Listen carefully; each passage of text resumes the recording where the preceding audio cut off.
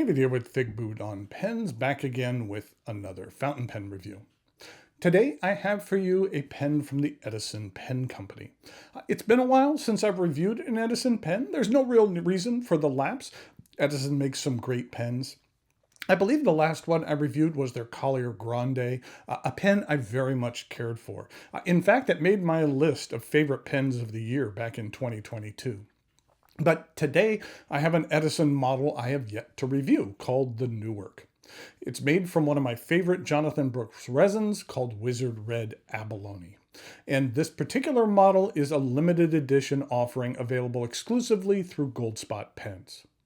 What I am going to do today is go over the parts and features of this very pearlescent offering, talk about what I care for and what I don't care for about it. I'll show some measurements, size comparisons, and provide a writing sample. Thanks go out to the good folks at Goldspot for providing this pen for review. The pen arrives in this standard Edison box with their light bulb inspired logo. Inside we have a couple of things. There is a nice bookmark, and then there was a sticker, and then there's something else that was nice. There is this nice thin metal bookmark. Well, it was intended to be a bookmark, I believe, but I found this to make a very nice fountain pen themed Christmas ornament. I have one that gets put up on the family tree each year. And here we have the pen. This is the Edison Newark in Wizard Red Abalone. This resin has a mesmerizing mix of iridescent and pearlescent colors. Whites and blacks and pinks and silvers and even blue come together in an appealing mix that I feel does a really good job of representing the inside of an abalone shell. I like the pink pearlescent aspects of this material as well. It really helps bring some nice depth to the material and really brings it to life. Now, as with a lot of custom resins, this material will have a great deal of variance from pen to pen. That's just the nature of mixes such as this. So the resin you receive could look a little bit different than what I have here. I mentioned this before, but this is one of my favorite Jonathon Brooks materials. In fact, the first time I saw it, I actually got a little bit mad. I was mad that I hadn't thought of the idea and incorporated it into one of my projects before Jonathon released this material out into the wild, where it's been used in pens from a couple of different companies. I think it's really eye-catching and looks fantastic. If you're not familiar with Edison, it's a manufacturer based out of Milan, Ohio, which was the boyhood home of Thomas Edison and served as the inspiration behind the name of the company. The gentleman behind the brand is Brian Gray. Brian and his wife Andrea and the rest of his crew produce some quality pens. I currently have 4 Edison pens in my collection, and I have purchased each of them. Well, technically, the Collier Grande was sent to me on loan to review, but I liked it so much that I told Brian that he wasn't getting it back and to please charge me for it. Okay, getting back to this pen at hand, let's take a look at the parts and features of this model. Overall, this pen is a bit on the thin side. It's one of the thinner Edison models in regard to overall girth. I wouldn't describe it as a pocket pen, more like a smaller, medium-sized pen. The top of the cap is flat. This transitions into the clip. I think that going with the black trim on this pen was a really good idea. I think that it blends in nicely with the overall color palette of this resin. The clip is rather flexible and functional. It easily fits in materials of varying thicknesses. The cap angles up just slightly for the first, half inch or so before straightening out for the remainder of the cap. This pen is devoid of a cap band or markings at the end of the cap. There is a very small step down from the cap to the barrel. The barrel tapers down at an even rate of decline until about the last inch, where the rate of decline increases slightly. Then, at the end of the barrel, like the top of the cap, it is flat. Now, this is just a small detail, but something I appreciate. On the barrel, it is engraved with Edison, Goldspot, and the name of the pen, as well as the number. This is a limited edition of 100 units. First of all, I like how it's filled in black. I think it plays nicely with the overall color scheme of this pen, like the black trim does. Then I also like the quality of the engraving. I've seen enough bad engraving and mediocre engraving on pens that I appreciate it when I feel a company gets it right. The lettering is just very crisp and clean. Whatever laser engraver Brian is using, it must be really high quality. Having it filled kind of masks some of the telltale engraving signs as well. The cap twists off with a single rotation, and underneath we have a black number 6 stainless steel Jovo nib with the Edison pen logo. The nib is available in extra fine, fine, medium, broad, and both 1.1 and 1.5 stubs. I mentioned this earlier, but I feel that the black nib was the right choice for this pen. It makes a better visual aesthetic flow than if it was silver. And here's a look at the plastic feed. The fairly short section begins with a rather chunky flare before it angles up to a small step up to the threads, and then a straight portion and another step up to the remainder of the barrel. This isn't the longest section, so I do find my grip spilling over to the resin threads, which I don't find to be sharp or uncomfortable. This pen is rather light and not overly long in the hand. The cap does post, and it posts deeply and securely. The cap is also fairly light, so I don't find that it backweights the pen or throws off the balance. In fact, I do like the additional weight back here, so I prefer to use this pen posted. I also like it that if when you post it, if you were in a hurry and didn't quite happen to align the clip facing straight up, that the rounded ball here at the end of the clip isn't overly uncomfortable. It should be if it should be rubbing up against your palm.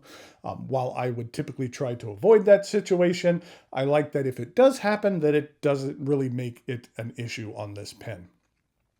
On a side note, whenever you receive a pen from Edison, it's good to flush it out. Not because there's anything wrong with it, but the team at Edison physically tests the nib on every single pen that comes out of their facility.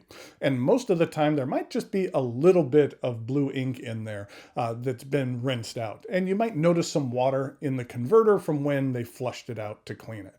I believe the ink that Brian uses might be Waterman Blue, if I recall. That seems to ring a bell, and I think I heard him say that at some point in time. In practice, it is good to flush out all of your new pens, but I will admit that that's something I don't always do. I am not the most patient person, and I'm too anxious to ink them up. Speaking of inking this pen up, it is a cartridge converter pen. It accepts standard international cartridges, and a converter is provided. With the solid resin construction of this barrel and lack of internal metal parts, with the appropriate amount of silicone grease, this pen should eyedropper just fine. I mentioned this previously, but Edison Pen's Wizard Red Abalone is a retailer exclusive, limited to an edition of 100 units, only available through Gold Spot Pens. The cost of this pen is $199. Most standard production models of Edison pens you will see at a number of retailers sell for around $150. And the signature line of Edison's available directly through the company typically start around the mid 250s. So with this being a limited edition model made from what I feel is some very cool resin, I feel that $199 price is about right for what you receive with this offering. I have a feeling that this model will not be around for very long. I am posting this video the day the pen goes on sale. There will be a link to the Gold Spot site in the notes below where you can check this pen out. I don't think that this one will be around for that long. So if it interests you, I would recommend taking action sooner rather than later. Okay, now it is time for some measurements, size comparisons, and a writing sample.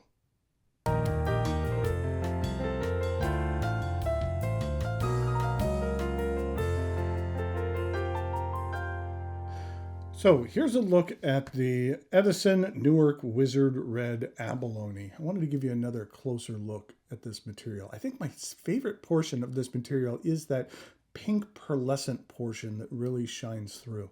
I just think that the artistry that Jonathon does in regard to this resin really helps it resemble an abalone shell, and I just think it looks amazing, and that's what it looks like in that pen.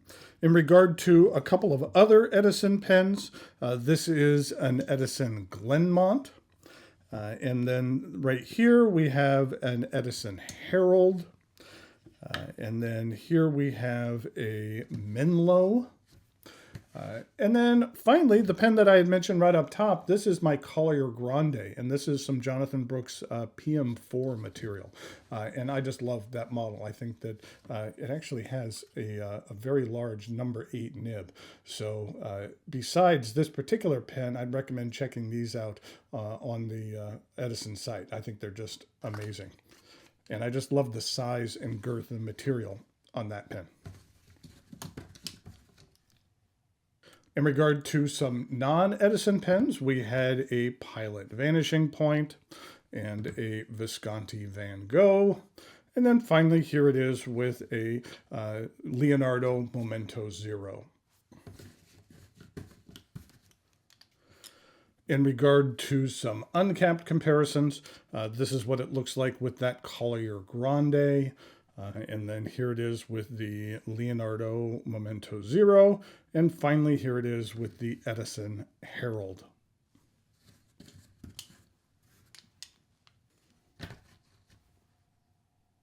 Here we go with the writing sample for the Edison Newark. That's Wizard Red Abalone. This is a medium steel nib, and the ink that I'm using is from Sailor that I thought matched this pen well, which is Sailor Ink Studio 123.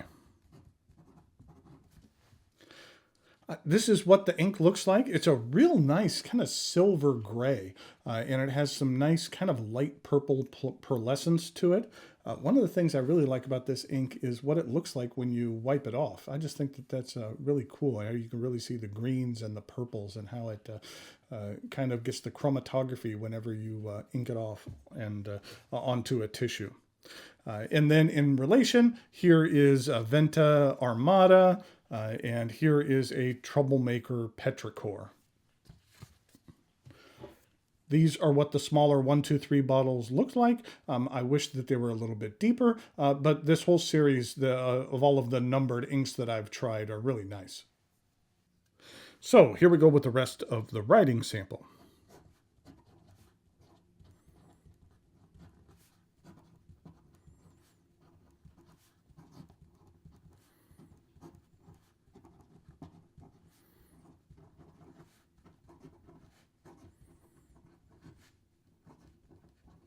I don't know if I could even write on the line there. I don't know why dog ended up so high.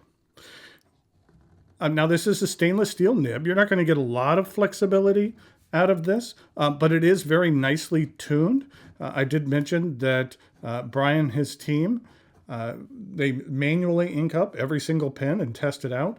And so nothing leaves their shop until they're happy with it. In regard to some ink flow, I'd say it's on the medium side. This is a rather dry ink. And then in regard to some reverse writing,